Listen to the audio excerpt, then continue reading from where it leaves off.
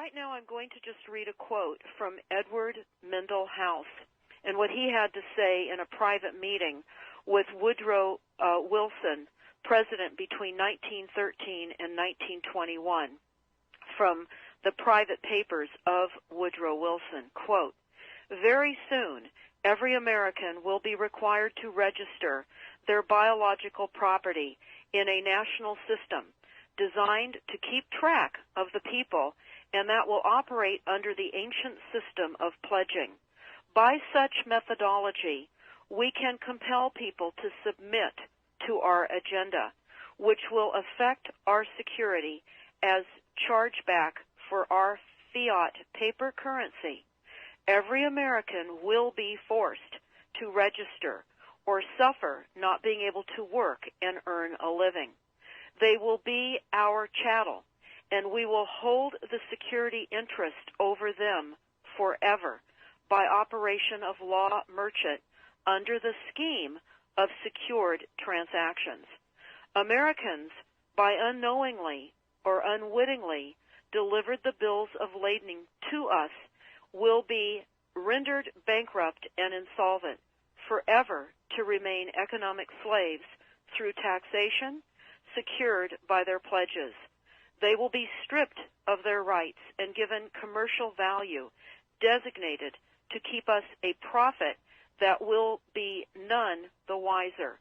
For not one man in a million could ever figure out our plans, and if by accident one or two would figure it out, we have in our arsenal plausible deniability. After all, this is the only logical way to fund government, by floating liens and debt to the registrants in the form of benefits and pledges. This will inevitably reap us huge profits beyond our wildest of expectations and leave every American a contributor to this fraud, which we will call social insurance. Without realizing it, every American will insure us for any loss we may incur, and in this manner, every American will unknowingly be our servant, however begrudgingly.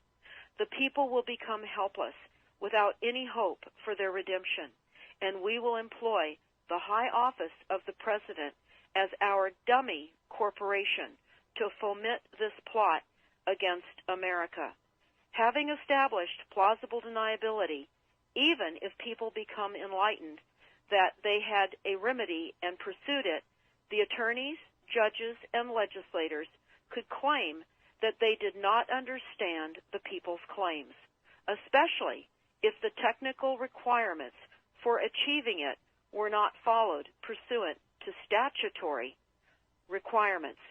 Requiring the public schools to teach civics, government, and history classes out of federally approved, politically correct textbooks written by the publishing houses owned by the owners of the Federal Reserve would assure that the people would not discover the remedy for a long time, if ever. I would recommend that everyone read Fruit from a Poisonous Tree by Melvin Stamper, M-E-L-V-I-N, Stamper, S-T-A-M-P-E-R. That is Fruit from a Poisonous Tree. This is out of Chapter 2 of Fruit from a Poisonous Tree.